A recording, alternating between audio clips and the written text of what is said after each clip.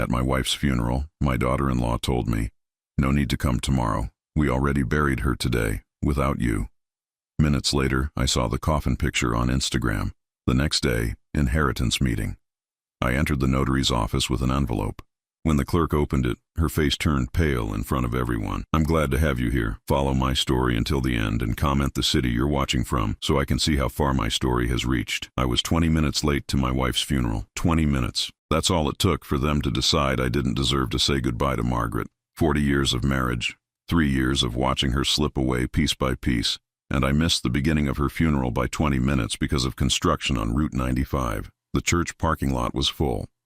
I had to park 3 blocks away, and by the time I walked to the entrance, my chest was tight and my legs were shaking. Not from the walk, from knowing that inside that building, in that wooden box, was the woman who had been my whole world since I was 25 years old. I reached for the heavy oak door, my hand trembling, when it swung open from the inside. Lily stood there, my daughter-in-law, 32 years old, wearing a black dress that probably cost more than my monthly medication budget. Her face perfectly composed except for her eyes. Those eyes were hard. "Ross." She said my name like it was something distasteful. "Lily, I'm sorry I'm late. There was construction and You're not coming in." I blinked. Surely I'd misheard. "What?" She stepped fully into the doorway, blocking my path. She wasn't a large woman, but in that moment she seemed immovable. "You heard me. You're not welcome here." My mouth opened, but no sound came out. Behind her I could hear the minister's voice, steady and solemn, saying words about Margaret that I couldn't quite make out. "Lily, this is my wife's funeral. I need to—" "Your wife?" Her voice rose slightly, enough that an elderly couple walking past turned to stare. She lowered it again, but the venom remained. "You didn't act like she was your wife these past 3 years. David and I had to handle everything." The words hit me like a physical blow. "Handle everything? You barely—" "Don't!" She held up one perfectly manicured finger. "Don't you dare. We did everything we could while you isolated her, while you kept her locked up in that house like she was your prisoner." I felt dizzy. The world tilted slightly. "I took care of her. Every single day. Save it, Ross. Nobody wants to hear your excuses. Not today." She glanced over her shoulder, then back at me. "The service is already underway. You missed it. There's no point in you disrupting everything now. I just want to see her." My voice cracked. "Please, I just want to say goodbye." For a moment, something flickered across her face. If I didn't know better, I might have thought it was pity, but it vanished as quickly as it appeared. "You should have thought about that before you decided to show up late to your own wife's funeral." She started to close the door. "Don't bother coming to the house afterward. We're handling the reception. Family only." The door clicked shut. I heard the lock turn. I stood there on the church steps, my hand still halfway raised to knock, to plead, to beg. Inside, the organ began to play. I recognized the hymn. Margaret had picked it out 2 years ago, back when she could still make decisions like that, back when she still knew who I was most days. My legs gave out. I sat down heavily on the stone steps, not caring that they were cold and damp from the morning rain. People walked past me, friends, neighbors, people from Margaret's book club that she'd had to leave when the disease got too bad. Some glanced at me with confusion. Others looked away quickly, embarrassed. I pulled out my phone with shaking hands. Maybe David would answer. Maybe my son would override his wife's cruelty and let me in to say goodbye to his mother. But when I unlocked the screen, I saw something that made my blood run cold. Instagram, Lily's account. She'd posted a photo just 8 minutes ago. The image was of Margaret's casket, covered in white roses, the flowers she'd loved. The caption read, "Saying goodbye to the most wonderful woman I've ever known. She was more than a mother-in-law. She was a second mother to me, surrounded by love in her final moments. Rest in peace, Margaret. You deserved so much better." The comments were already flooding in. People I didn't recognize, offering condolences, praising Lily for being such a devoted daughter-in-law, saying how lucky Margaret was to have her. I scrolled up. There were more photos. Lily arranging the flowers this morning. Lily choosing the music. Lily greeting guests at the door, the same door she'd just slammed in my face. Not a single mention of me. It was as if I'd never existed. As if the man who'd bathed Margaret when she could no longer do it herself, who'd fed her when she forgot how to use a spoon, who'd held her through the terrifying nights when she didn't know where she was or who she was, had simply vanished.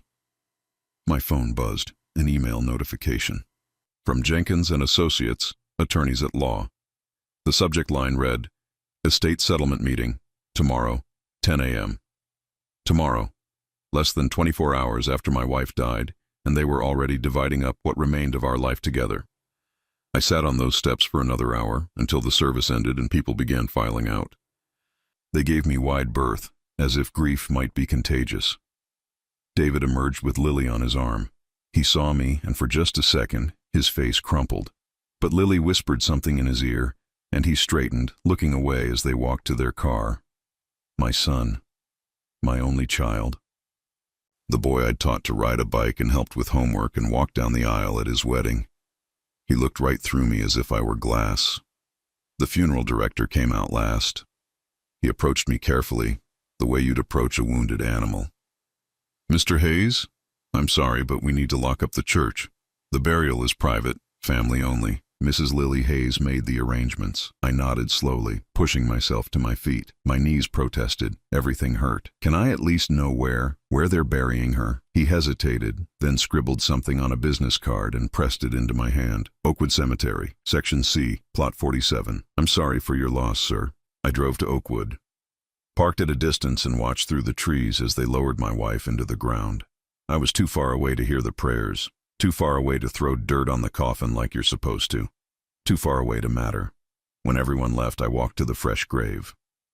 Knelt in the mud beside it, not caring that it soaked through my pants. Placed my hand on the disturbed earth. I'm sorry I was late, Maggie, I whispered. I tried. I really tried. The email reminder chimed again on my phone. Tomorrow, 10 a.m., the law office of Jenkins and Associates. I looked at that brown envelope in my car's glove compartment, the one I'd prepared 3 weeks ago, when Margaret was still clinging to life, still occasionally squeezing my hand to let me know she heard me, the one she'd asked me to prepare in one of her last truly lucid moments. Make sure David knows the truth, she'd whispered, her voice barely audible. Make sure he understands what you gave up, what you gave me. I stood up slowly, brushing the dirt from my knees. Tomorrow at 10 a.m., they would find out exactly what they'd thrown away when they locked me out of that church. Tomorrow they would learn what Margaret had wanted them to know all along. But tonight, I would sit in the empty house that still smelled like hospital equipment and Margaret's lavender lotion, and I would let myself cry for the last time, because tomorrow everything would change. The house was too quiet. I sat at the kitchen table, the same table where Margaret and I had eaten breakfast every morning for 38 years, and the silence pressed down on me like a physical weight. No more oxygen machine humming in the bedroom. No more medical alert system beeping every few hours. No more soft confusion of Margaret asking me who I was, where she was, why everything felt wrong. Just silence. I picked up the brown envelope from the counter. It was thicker than it looked, years compressed into paper and ink. I'd started documenting everything about 18 months ago, when it became clear that David was pulling away, and Lily was building a wall between us. I opened it slowly, looking at what I'd compiled. Each page was a small piece of proof that I'd been there, that I'd tried, that Margaret hadn't been alone, even though everyone seemed determined to believe otherwise. The first document was the diagnosis, 3 years, 2 months, and 16 days ago. I remembered that appointment like it had been yesterday. Margaret had been forgetting things for months, small things at first, where she put her keys, what day of the week it was, but then the small things became bigger. She got lost, driving home from the grocery store she'd shopped at for 20 years. She called David by her dead brother's name. She looked at me one morning and asked me very politely who I was and what I was doing in her bedroom. Dr. Morrison didn't sugarcoat it. Early onset Alzheimer's. It's aggressive. She's 62, Ross. This isn't the slow decline we usually see in patients in their 80s. You're looking at maybe 5 years before she won't recognize anyone at all. 5 years. He'd been optimistic. I drove home from that appointment in complete silence. Margaret sat beside me, looking out the window, humming a song she couldn't quite remember the words to. When we got home, I called David immediately. He answered on the 5th ring. Hey, Dad, kinda busy right now.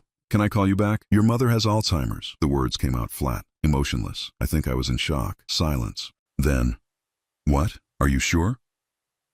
We just came from the neurologist. It's confirmed. Early onset. It's going to be bad, David. I'm going to need help. Oh, God. Dad, Okay. Let me talk to Lily. We'll come by this weekend. We'll figure something out. They didn't come that weekend.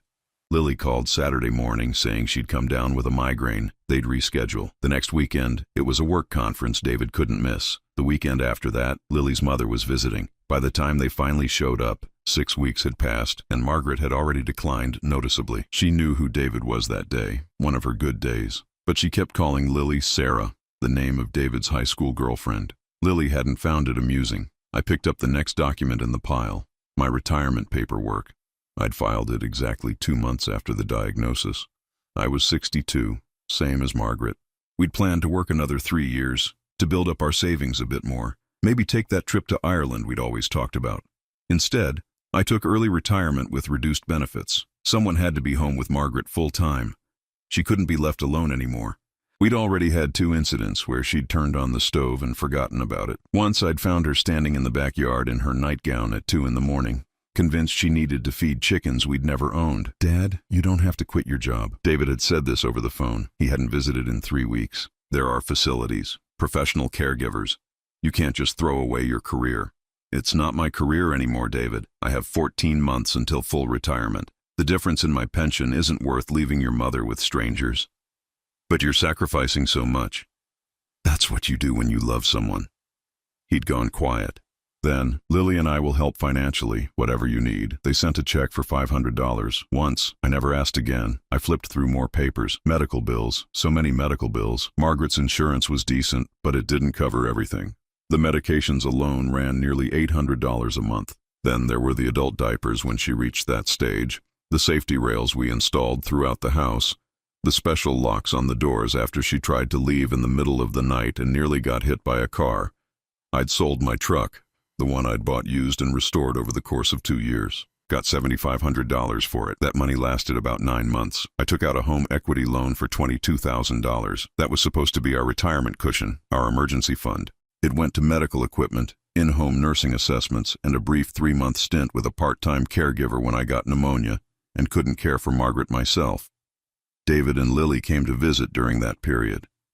I was still recovering, weak and exhausted. Margaret was having a bad week, barely recognizing anyone, agitated and frightened most of the time. "Dad, you look terrible," David had said, standing in the doorway of our bedroom where I was resting. "You can't keep doing this." "What choice do I have?" "Put her in a home. A good one. You're killing yourself." "She's my wife, David. I'm not putting her away like she's broken." Lily appeared behind him.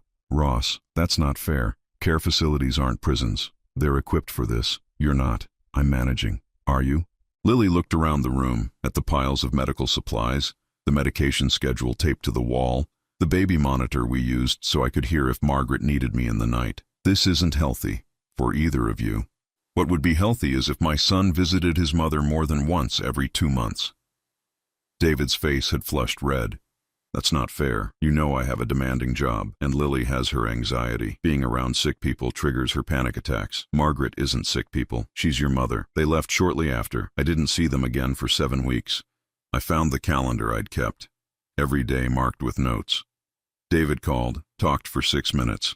David promised to visit on Sunday, didn't show up. Margaret asked for David today, told her he was working. The lies I'd told Margaret to protect her from the truth became part of my daily routine. She would look at me with those confused eyes and ask where her son was, why he never came to see her, and I would make up excuses. "He's on a business trip.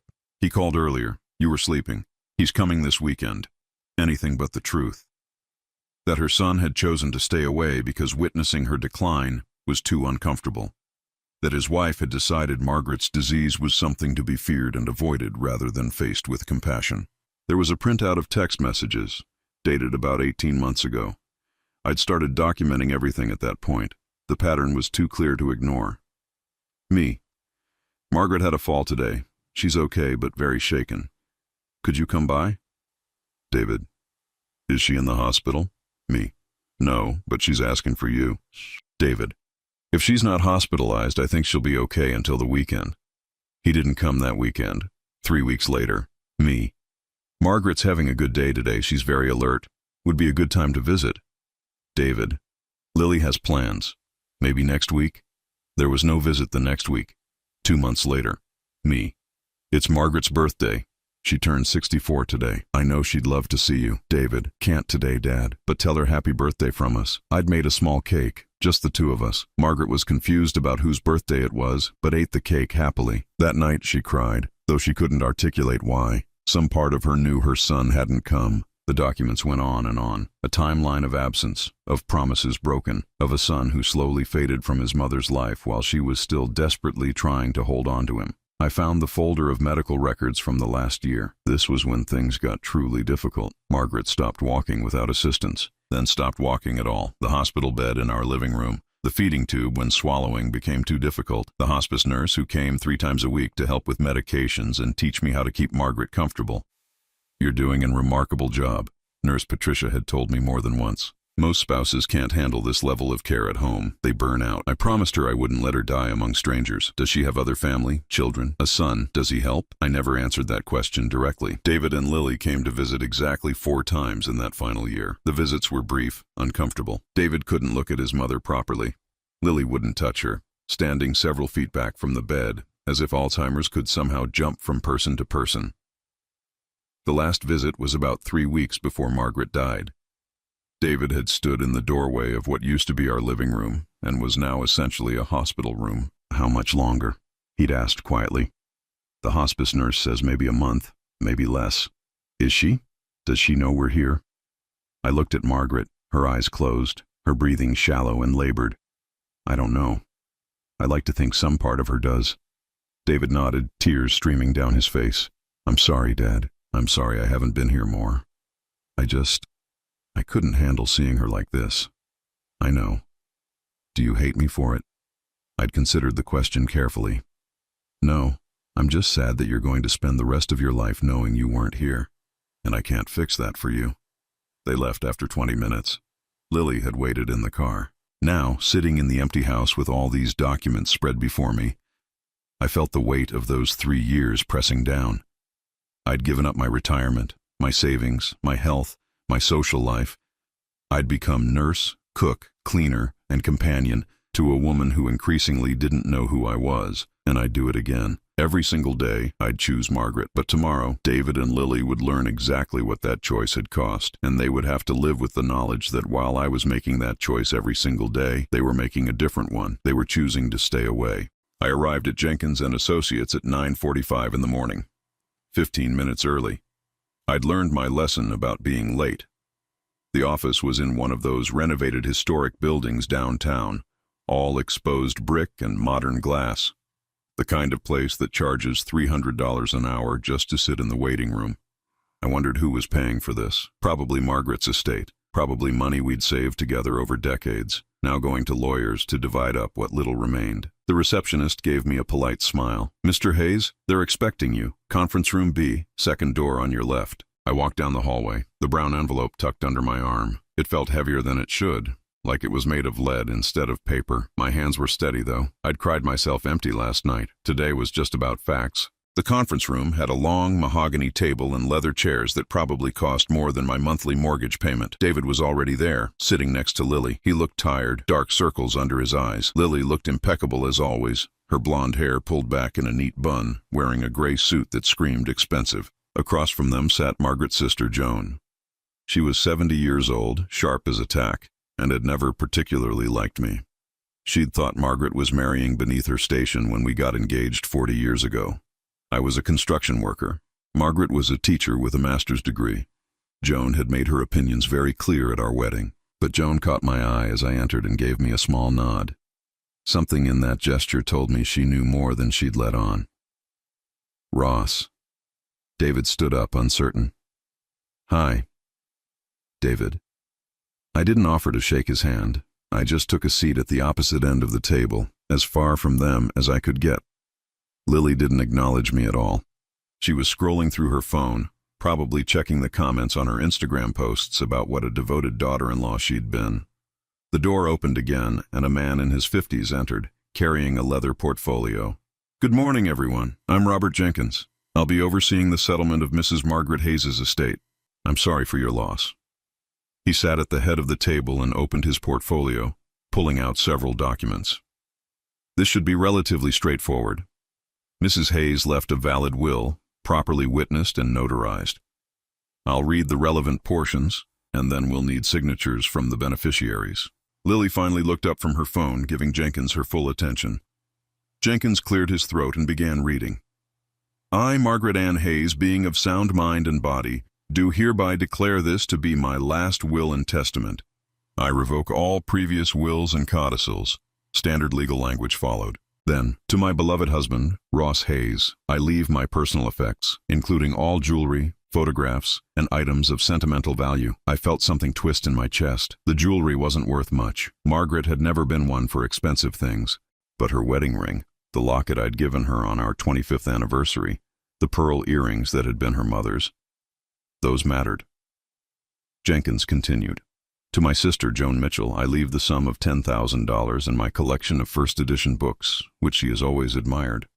Joan nodded slowly, her face neutral. The remainder of my estate, including the house at 42 Oak Street, all bank accounts, investment accounts, and any other assets not specifically mentioned, I leave to be divided equally between my sister, Joan Mitchell, and my son, David Hayes. Lily's face broke into a smile. David looked relieved. The house was worth about $380,000. We'd paid off the mortgage 8 years ago.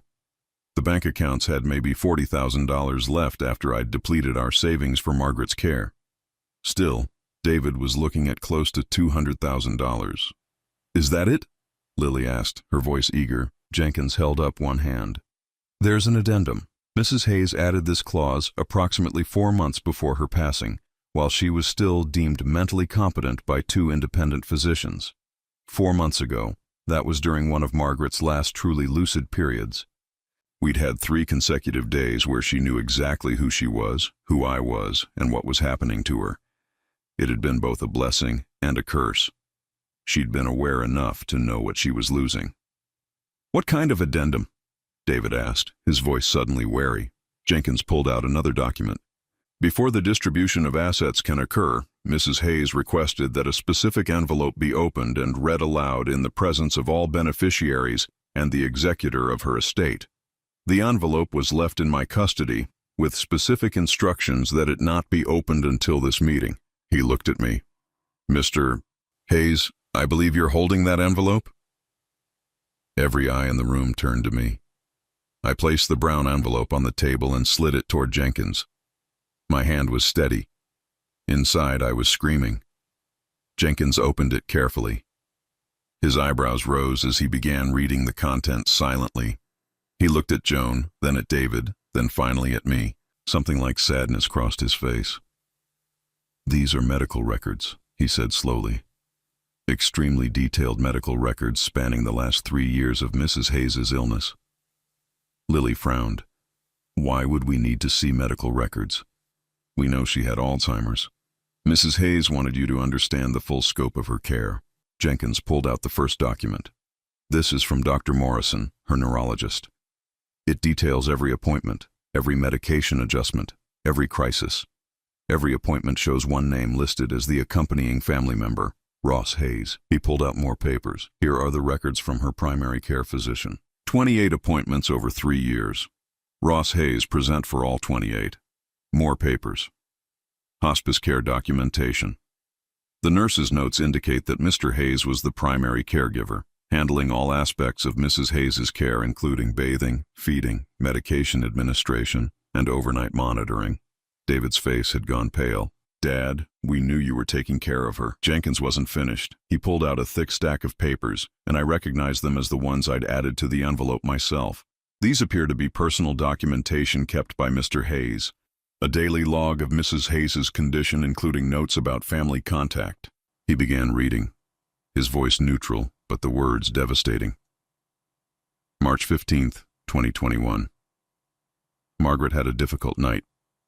She didn't recognize me this morning. Called me by her father's name. She asked about David 3 times today. I told her he'd call later. He didn't. Lily shifted uncomfortably in her chair. Jenkins continued. June 22nd, 2021. Margaret's 64th birthday. Made her favorite cake. She was alert enough to know it was a special day but couldn't remember what. Kept saying someone was supposed to be here. David sent a text but didn't visit. David's head was down, staring at the table. November 3rd, 2021. Margaret fell trying to get to the bathroom alone. I found her on the floor, crying. No injuries, thank God. Called David at 10 p.m. He texted back the next morning asking if everything was okay. I said yes. It wasn't. Stop. David's voice was hoarse. Please stop. But Jenkins kept reading, entry after entry. 3 years compressed into painful, specific moments. The nights Margaret screamed for her son, and he didn't come. The holidays spent with just the two of us. The promises David made to visit that turned into excuses. The steady, relentless documentation of absence. Lily's face had lost all its color. This is manipulative, she said, but her voice was shaking. This is Ross trying to make us feel guilty. Joan spoke for the first time, her voice cutting through the room like ice. Be quiet, Lily. Lily's mouth snapped shut. Jenkins pulled out another document. There's one more thing. A letter from Margaret herself, written during one of her lucid periods and certified by her physician as having been written while she was of sound mind. He began to read, and Margaret's voice seemed to fill the room, speaking from beyond the grave. To my son David, if you're reading this, it means I've passed. I want you to know that I love you. I have always loved you, from the moment you were born, but I also need you to know the truth. These last 3 years have been the hardest of my life, not just because of the disease, but because I lost you long before the Alzheimer's took my memory. You stopped visiting. You stopped calling. You chose your comfort over my need for you. Your father never made that choice. He stayed with me through every terrible moment. He sacrificed his retirement, his savings, his health. He never complained. He never wavered. I'm asking you to read these documents not to punish you, but to help you understand what true love looks like. And I'm asking you to take care of him now, the way he took care of me. He'll be alone. Don't let him be forgotten the way you let me be forgotten. The silence in the room was absolute. David was crying openly now, his shoulders shaking. Lily looked like she'd been slapped. Joan reached across the table and placed her hand on mine. I'm sorry, Ross. I didn't know. Margaret never said how bad it was. She didn't want people to know, I said quietly. She didn't want David to feel obligated out of guilt. But she wanted him to know now, Joan said. After. Yes. Jenkins carefully gathered the documents. The will stands as written. The estate will be divided as specified. But Mrs. Hayes was clear that these documents be read before any distributions occurred. She wanted the truth on record. Lily stood up abruptly. This is ridiculous. Come on, David. We don't have to sit here and be attacked. David didn't move. He was staring at the pile of papers on the table like they were a bomb that had just detonated in his lap. David. Lily's voice was sharp. You knew, David said softly, still looking at the papers. You knew Mom was asking for me. You told me Dad was exaggerating. You said he was trying to manipulate us into giving up our lives. I was protecting you. From what? David looked up at her and I saw something I'd never seen before on my son's face. Anger, real anger. From my dying mother? Lily's mouth opened and closed. No words came out. David turned to me, tears streaming down his face. Dad, I don't know what to say. Oh, what? I looked at my son, at the man who'd locked me out of his mother's funeral just yesterday, and I felt something break inside me. Not my heart. That was already broken. Something else. The desperate hope that maybe, somehow, we could fix this. You don't have to say anything, David. It's all there in the documents. 3 years of truth. You can't change it. You can only decide what you do with it. I stood up, leaving the envelope and all its painful contents on that expensive mahogany table. Keep the house. Keep the money. I don't want any of it. I just wanted you to know what it cost, what she gave up hoping you'd come back, what I gave up trying to protect her from knowing you wouldn't. I walked toward the door. Dad, wait. David's voice broke. I stopped, but didn't turn around. The funeral was yesterday, David. You made sure I couldn't be there. There's nothing left to wait for. I left them sitting in that conference room, surrounded by the wreckage of their own choices, and I walked out into the morning sun. For the first time in 3 years, I had nowhere I needed to be. The feeling wasn't freedom, not yet, but it was close. I sat in my car in the parking garage for an hour after leaving the attorney's office. My hands were on the steering wheel, but I couldn't seem to make them turn the key. The engine was off. The car was silent, and I just sat there, staring at the concrete wall in front of me. My phone buzzed. David. I looked at the screen, but didn't answer. It buzzed again and again. On the fourth call, I turned the phone off completely. What was there to say? Everything that needed saying had been said in that conference room. Margaret had made sure of it. I thought about the night she had asked me to document everything. It was about 4 months before she died, during those 3 miraculous days when the fog had lifted and she was herself again. We were sitting in the living room, her hospital bed positioned so she could see out the window at the bird feeder I'd hung specifically for her. "Ross," she'd said, her voice weak but clear, "I need you to write everything down." "Write what down, honey?" "How it's been, with David, with me. All of it." She'd turned to look at me, and her eyes were sharp with awareness. "He doesn't know, does he? He thinks you're being dramatic, that I'm not as bad as you say." I'd tried to protest, to protect her from that knowledge, but she'd gripped my hand with surprising strength. "Don't lie to me, not now.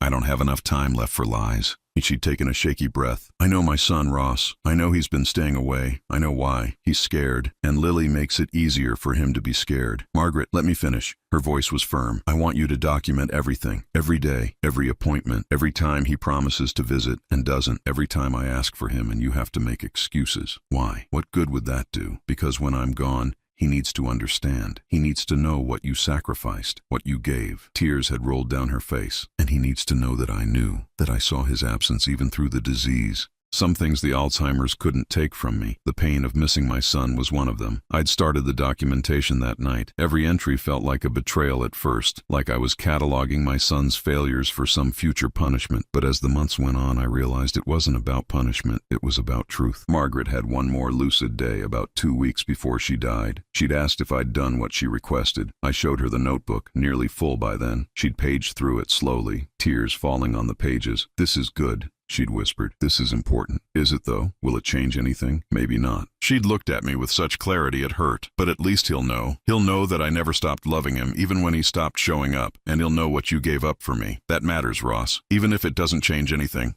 it matters." Now, sitting in my car, I wondered if she'd been right. David's face in that conference room had been devastated. But devastation wasn't the same as change. People could feel terrible about their choices and still make the same ones over and over again. My phone buzzed again, even though it was supposed to be off. The battery must have had enough charge to register one more notification. I turned it back on. Text from David. "Dad, please, we need to talk. I didn't know. I swear I didn't know it was that bad." Another text. "Lily is saying things I never realized before, about how she discouraged me from visiting. I'm so sorry." And another. "I can't believe I let you stand outside Mom's funeral. What kind of person does that?" I stared at the messages. Part of me wanted to respond, to accept this olive branch, to let David back into my life because he was my son and I loved him. But another part, the part that had spent 3 years alone with Margaret's declining mind, that had watched her die inch by inch while our son lived his comfortable life across town, that part was tired. I typed slowly. "You let it be that bad because it was easier than facing it. That's the truth. What you do with that truth is up to you." I hit send and turned the phone off again. The drive home was a blur. The house felt different when I walked in. The hospital bed was gone, picked up yesterday morning by the hospice company. The oxygen tanks were gone. The medications were gone. All the equipment that had defined our lives for the past year had been removed with efficient speed. What remained was just a house, not even a home anymore, just a building with too many memories in every corner. I walked through the rooms slowly, the kitchen where I'd learned to puree food when Margaret could no longer chew properly, the bathroom where I'd installed safety rails and a shower chair, our bedroom where I'd slept in a recliner for 8 months because Margaret needed the bed, and I needed to be close enough to hear if she called for me. In the closet, Margaret's clothes still hung in neat rows. I'd need to deal with those eventually. Joan had offered to help. I'd said yes because I didn't think I could do it alone. On Margaret's nightstand, I found her journal, the one she'd kept in the early days of her diagnosis, before the disease took her ability to write. I'd read it once before, the day she gave me permission to document everything. But I sat on the edge of the bed and read it again now. The entries were heartbreaking in their simplicity. October 10th, 2020. Dr. Morrison confirmed it today. Alzheimer's. I cried all the way home. Ross held my hand the entire drive. Didn't say anything, just held my hand. I don't know what I did to deserve him. November 2nd, 2020. Had lunch with David and Lily today. Told them about the diagnosis. David cried. Lily looked uncomfortable. She kept saying things about research and experimental treatments. I could tell she wanted to leave. When they did leave, I told Ross I thought Lily was scared of me. He said I was imagining things. I wasn't. January 7th, 2021. Forgot how to make coffee this morning. I've made coffee every morning for 40 years. Ross found me crying in the kitchen trying to remember the steps. He made the coffee and we sat together and he told me it was okay. It doesn't feel okay. I feel like I'm disappearing. March 20th, 2021. Haven't seen David in 6 weeks. He calls once a week, but the conversations are getting shorter. Ross says he's busy with work. I know that's not the whole truth. My son is avoiding me because watching me decline is too hard. I understand, but it still hurts. July 4th, 2021. It's Independence Day. We used to have big barbecues, the whole family. Today, it's just me and Ross. I had a good day today, remembered most things. I asked Ross to invite David and Lily over. He made the call. They said they had other plans. Ross lied and said that's what I had guessed anyway. He doesn't know I heard the whole conversation. I heard David say, "Maybe next time, Dad." There won't be many next times. The entries became shorter after that, harder to read. Margaret's handwriting deteriorated, the words sometimes trailing off mid-sentence as if she'd forgotten what she was trying to say. The last entry was dated September 15th, 2021, about a year and a half before she died.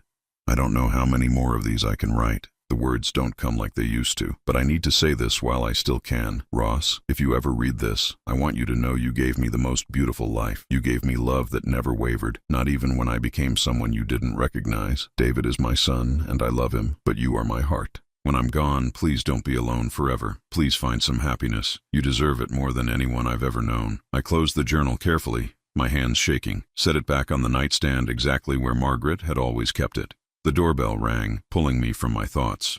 I considered not answering, but it rang again, more insistent this time. Joan stood on my porch holding 2 cups of coffee from the diner down the street. "Thought you might need company," she said simply. I stepped aside to let her in. We sat at the kitchen table, the coffee between us. "That was quite a meeting," Joan said after a long silence. "It was what Margaret wanted. I know. She called me about 2 months before she died, one of her last clear days, asked me to make sure those documents were included in the envelope, asked me to be there when it was opened." Joan took a sip of her coffee. "She was protecting you, Ross. She knew David and Lily would contest anything you said. But they couldn't contest her own words. Did it matter, though? David looked devastated, but that doesn't undo 3 years of absence." "No," Joan agreed. "It doesn't, but maybe that wasn't the point." I looked at her, questioning. "Maybe the point was that you needed them to know. You've carried this alone for so long, Ross. The caregiving, yes, but also the knowledge of how alone you were in it. Margaret wanted witnesses to your sacrifice. She wanted someone besides you to know what it cost. I didn't do it for recognition. Of course not. But that doesn't mean you didn't deserve it." We sat in silence for a while. Finally, Joan said, "What will you do now?" "I don't know," I admitted. "I've been so focused on taking care of Margaret for so long, I forgot what it's like to just be myself." "Then maybe that's where you start. Figure out who Ross Hayes is when he's not a caregiver, when he's not a husband, just Ross." After Joan left, I stood in the middle of my empty house and tried to imagine that. Who was I without Margaret to care for? Without a son who needed me, even if he didn't realize it?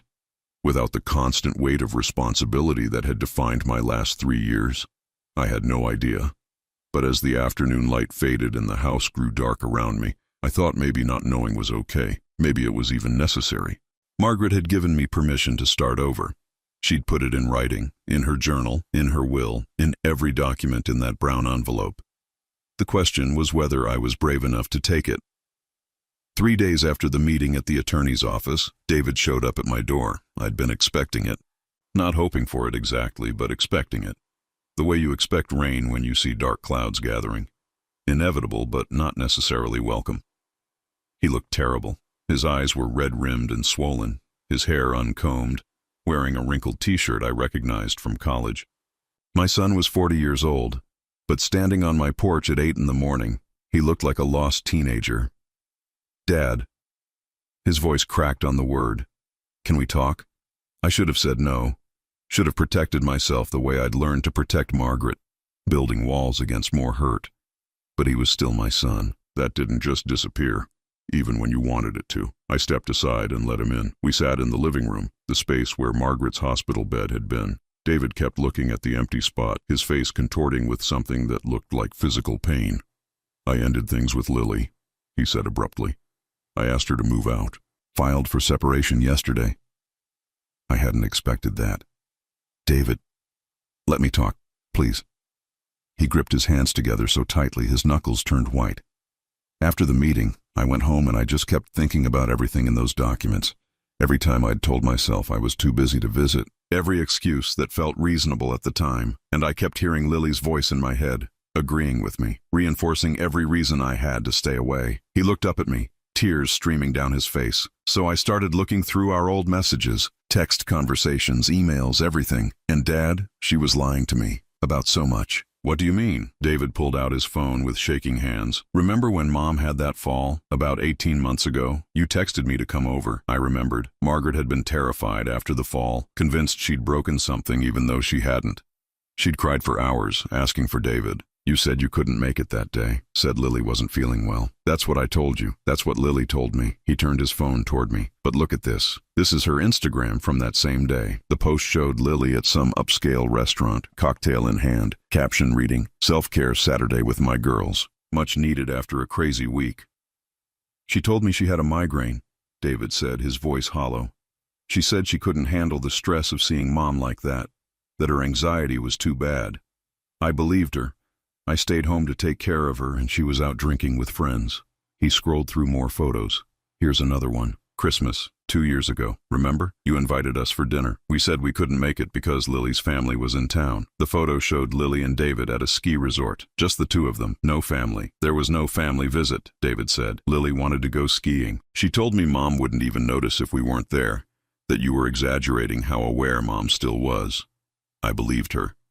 He kept scrolling, showing me post after post, each one contradicting the excuses they'd given for missing visits, for cutting phone calls short, for maintaining their distance while Margaret slipped away. I confronted her about it all. After the meeting, I asked her why she'd lied. David's voice dropped to barely a whisper. She said she was protecting me, that watching Mom deteriorate was traumatic and I didn't need that in my life, that you were being manipulative by guilting me into visiting. That Mom was already gone, mentally, so what did it matter if I was there physically? The casual cruelty of it hit me like a fist to the chest. And you believed her? Yes. David's voice broke completely. I believed her because it was easier than believing the truth. The truth was that I was a coward. That I couldn't handle watching my mother disappear. Lily gave me permission to be that coward. She made it sound reasonable, even compassionate. Like I was protecting myself from trauma instead of abandoning my dying mother. He buried his face in his hands. How could I do that? How could I just let her disappear from my life while she was still alive? I didn't have an answer. The question had haunted me for 3 years. Now it would haunt David for the rest of his life. There's more, David said after a long moment. He looked up at me, his face ravaged. I found out why Lily was really keeping me away. It wasn't about protecting me from trauma. Then what was it about? Money. The word came out bitter. She knew about Mom's will. She knew there would be an inheritance, and she was afraid that if I spent too much time watching you care for Mom, I might offer to help financially. Might suggest we contribute to her care, or hire nurses, or do something that would cut into our savings. I felt sick. David, we have over $200,000 in savings, Dad. Money we've accumulated over 15 years. Money that could have hired full-time nursing care for Mom. Money that could have given you a break, so you didn't have to sacrifice your entire retirement. His voice was shaking with rage now. And Lily convinced me that we needed to keep that money safe for our future, that your situation was temporary, that you were handling it fine. I was handling it. You shouldn't have had to. David stood up abruptly, pacing. You shouldn't have had to drain your savings and sell your truck and work yourself into the ground, while your son sat across town with enough money to help, but did nothing.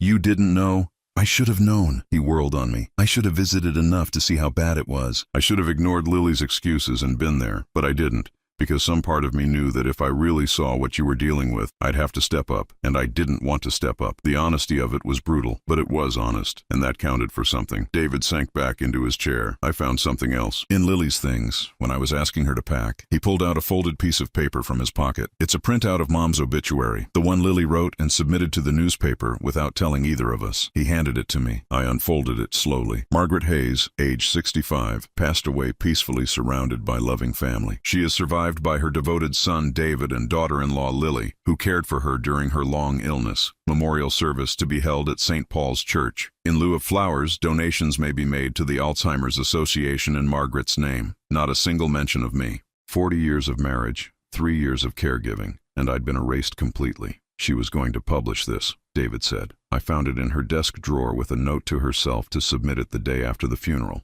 She wanted everyone to think she'd been the primary caregiver. Wanted the credit, the sympathy, all of it. Why are you telling me this? Because you need to understand that what happened wasn't just my weakness, it was her manipulation. She actively worked to keep me away from Mom, to keep me away from you, because she wanted to control the narrative. He looked at me with desperate eyes. I'm not saying that excuses what I did. I'm the one who made the choices. But I need you to know that she wasn't just passively enabling my cowardice. She was actively cultivating it. I sat with that information, trying to process it. Part of me had always suspected Lily was worse than just uncomfortable around illness, but knowing it for certain was different. What do you want me to say, David? I don't know. He slumped forward, elbows on his knees. I guess I just needed you to know that I'm leaving her, that I finally see what she is, and that I'm sorry. I know sorry doesn't fix anything. I know it doesn't give you back those 3 years, doesn't give me back the time I lost with Mom, but I'm saying it anyway. We sat in silence. The clock on the wall ticked steadily, each second a reminder of all the time we'd already lost. What happens now? I asked finally. I don't know, David admitted. I'm staying at a hotel while Lily moves out. The divorce will take months probably. She's already threatening to fight for everything. He laughed bitterly. She wants half of Mom's inheritance. The money from a woman she couldn't be bothered to visit even once in the last year of her life. Will she get it? My lawyer says probably. California is a community property state. Everything I inherit during the marriage is technically half hers. He shook his head. So she wins. She kept me away from Mom, got to play the devoted daughter-in-law for social media, and now she'll get paid for it. The injustice of it was staggering, but I'd learned over the past 3 years that life wasn't fair. Good people suffered. Bad people prospered, and all you could do was decide how you were going to respond. David, I said carefully, I need you to understand something. What you did, staying away, believing Lily's lies, choosing comfort over showing up, that was your choice. Lily made it easier, but you still made it, and I can't just forget that. I know, but I also need you to understand that you're still my son, and some part of me will always love you, even when I don't like you very much. His face crumpled. I don't deserve that. No, I agreed. You probably don't. But Margaret loved you until the day she died. Even when she couldn't remember your name, some part of her knew she was missing her son. She never stopped wanting you there, and I think she'd want me to give you a chance to be better than you were. How do I do that? How do I be better? I thought about it for a long moment. You start by being honest. With yourself, with me, about what you did and why. No more excuses, no more blaming everything on Lily. You own your choices, and then you live differently. David nodded slowly. Can we try? Can we figure out how to be father and son again? I don't know, I said truthfully, but maybe we can try. Slowly, carefully, with no promises and no expectations. That's more than I deserve. Yes, I said, it is. He left an hour later. We didn't hug, didn't make plans, just acknowledged that something had shifted. Maybe not healed, but at least exposed to light. After he left, I sat alone in the quiet house and thought about Margaret, about what she would have wanted. She'd asked me to take care of David in her letter, to not let him be forgotten the way he'd let her be forgotten. I wasn't sure I could do that, but I could try, for Margaret's sake, if not for my own. 8 months passed before I felt like myself again, not the self I'd been before Margaret got sick. That man was gone, buried alongside his wife in Oakwood Cemetery, but a new version. Someone who'd survived something terrible and come out the other side, changed, but not broken. I sold the house in June. Joan helped me sort through everything, dividing Margaret's possessions between things to keep, things to donate, and things to let go. David came by twice to help, awkward and careful around me, like he was afraid I might shatter if he said the wrong thing. Maybe I would have early on. But by June, I'd cried myself empty. There were no tears left, just a quiet acceptance that this was my life now. This was what moving forward looked like. I found a small apartment in a building near the coast, about 40 minutes from where Margaret and I had lived our entire marriage. It was a deliberate choice, putting distance between myself and all those memories. The apartment had 2 bedrooms, a small balcony with a view of the water, and absolutely no history. The first night in the new place, I sat on that balcony with a glass of wine and watched the sunset. Margaret had always wanted to live near the ocean. We'd planned to retire somewhere coastal, rent a little cottage, spend our days walking on the beach. Another dream that Alzheimer's had stolen. But I was here now, living the dream alone. It should have felt sad. Instead, it felt peaceful. My phone rang. David. He called every Sunday now, had been doing so for the past 5 months. At first, the conversations were stilted and brief, but slowly, carefully, we'd been building something. Not the relationship we'd had before Margaret got sick, but something different, something honest. "Hey, Dad," he said when I answered. "Just checking in." "I'm good. Watching the sunset from my new balcony." "Yeah? How's the apartment?" "Quiet. Small. Perfect, actually." A pause. "I'm glad you got out of that house. I know it was hard, being there without Mom." We could talk about Margaret now. It had taken months, but David could finally say her name without his voice breaking. Progress. "How are things with the divorce?" I asked. "Almost final. Lily's lawyer keeps pushing for more, but my attorney says we're close to settlement." He sighed. "She's getting about $75,000, half of what I inherited from Mom." The bitter irony wasn't lost on either of us. Lily had worked so hard to keep David away from Margaret, and now she'd profit from Margaret's death. "I'm sorry," I said. "Don't be. It's worth it to be free of her." Another pause. "I've been seeing a therapist. About everything. About Mom. About how I handled it all. This was new. How's that going?" "Hard. Really hard. She doesn't let me off easy. Keeps pushing me to examine why I made the choices I did." His voice got quieter. "I'm learning a lot about myself. Not all of it good. That's brave, David. Doing that work. It doesn't feel brave. It feels like the bare minimum of what I should be doing." We talked for another 20 minutes. He told me about his job, about looking for a new apartment since Lily kept the house they'd shared. I told him about the walking trail I'd found near my building, about the neighbor's cat that had adopted me. Normal things, father and son things, not enough to erase 3 years of absence, but enough to start building something new. After we hung up, I sat with the silence for a while. Then I did something I'd been avoiding for months. I opened the box where I'd packed Margaret's journal and the documents from the attorney's office. I hadn't looked at them since that day. Couldn't bear to. But tonight, with the ocean breeze cooling my face and the weight of 8 months of healing in my bones, I thought maybe I could. Margaret's last letter to David was on top. I read it again, slowly this time, not in a conference room surrounded by lawyers and tension, but in the quiet of my own space. Her words about David needing to take care of me stood out.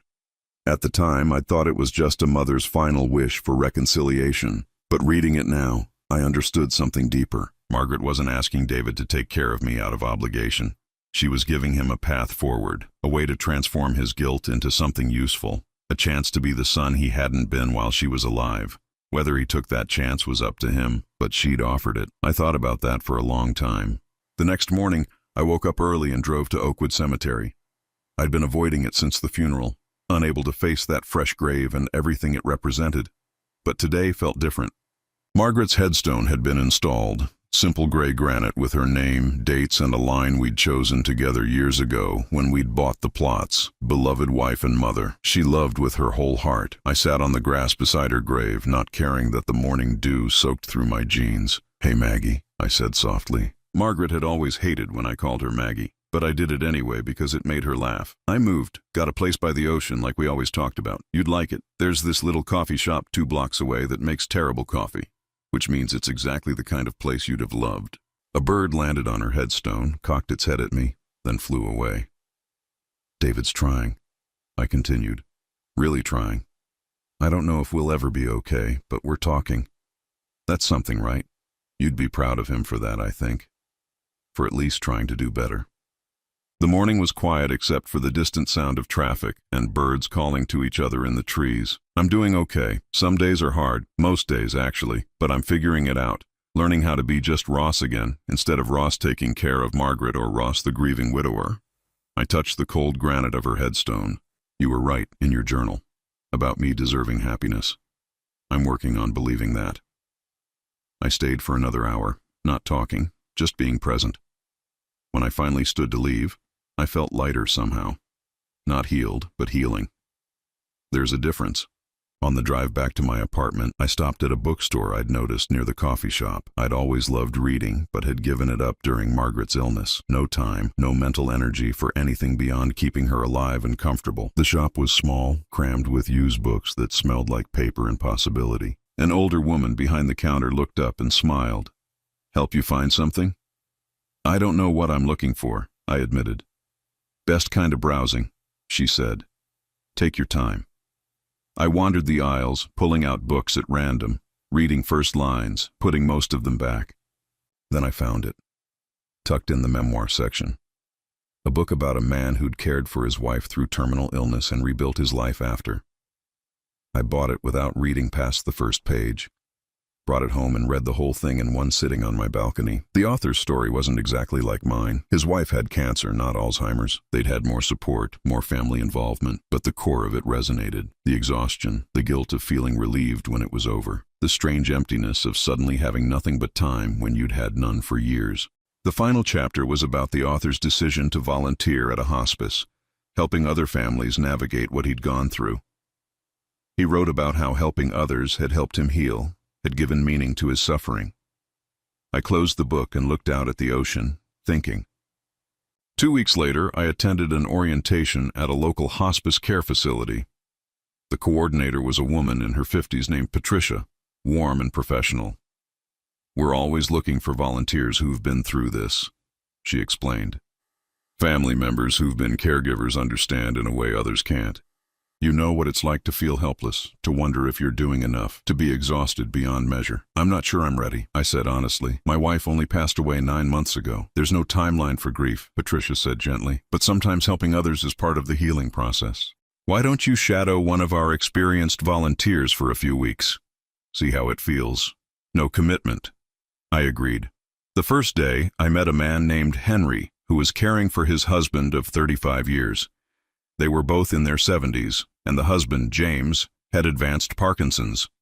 Henry was exhausted, terrified, and trying desperately to keep it together. "I don't know how much longer I can do this," Henry admitted to me while James slept. "I love him so much, but I'm so tired. Does that make me terrible?" "No," I said, remembering all the nights I'd felt exactly the same way. "It makes you human." We talked for over an hour. I told him about Margaret, about the 3 years of caregiving, about the isolation and fear. Henry cried, not from sadness, but from relief that someone understood. "Did it get easier?" he asked. I thought about lying, about offering false comfort, but Henry deserved honesty. "No," I said, "it got harder, but you learn to carry it. And when it's over, when they're finally at peace, you'll know you did everything you could. That counts for something." "Does it stop hurting?" "I don't think so, but it hurts differently, less sharp, more like an old ache than a fresh wound." When I left Henry's house that day, I felt something I hadn't felt in months: purpose. I signed up as a regular volunteer the next week. Over the following months, I visited dozens of families, sat with exhausted caregivers, listened to their fears and frustrations,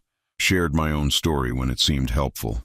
Sometimes I didn't say much at all, just sat with people in their grief and fear, a quiet presence that said, "You're not alone." It didn't fix what had happened with Margaret. Didn't give me back those 3 years or repair my relationship with David, but it gave me a way forward. David and I had dinner once a month now, meeting at a neutral restaurant halfway between our apartments. The conversations were still sometimes awkward, the silences still loaded with everything unspoken, but we were trying. "I went by Mom's grave last week," David said at our October dinner.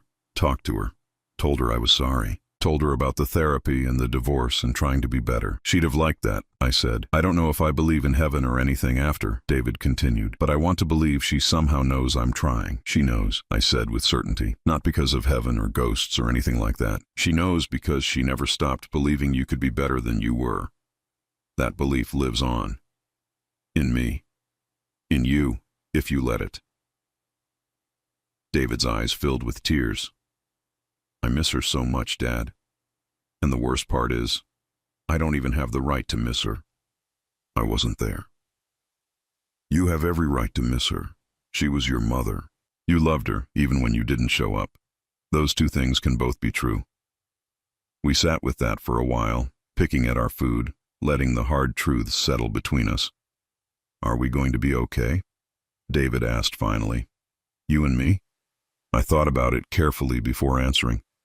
I don't know if we'll ever be what we were before, but maybe we can be something else, something built on honesty instead of expectation. I'd like that, David said quietly. So would I. It wasn't forgiveness, not completely. Maybe it never would be, but it was forward motion, and that was enough. A year after Margaret's death, I stood on my balcony watching another sunset. My phone was off. The apartment was quiet, and for the first time in 4 years, I felt something close to peace. Margaret was gone. David and I were rebuilding slowly. Lily had her money and her false narrative. Joan called every week to check on me. My volunteer work at hospice had become the most meaningful thing in my life. It wasn't the life I'd planned. It wasn't the retirement Margaret and I had dreamed about, but it was mine, built from the ashes of everything I'd lost. And somehow, against all odds, I was okay. Not happy, not yet, but okay. And okay was enough to build on. The ocean stretched out before me, endless and patient. Tomorrow I'd wake up and live another day, visit another family, have another phone call with David, sit with another sunset. I'd survive. I'd heal, slowly, and I'd honor Margaret's memory not by staying frozen in grief, but by learning to live again. That's what she would have wanted.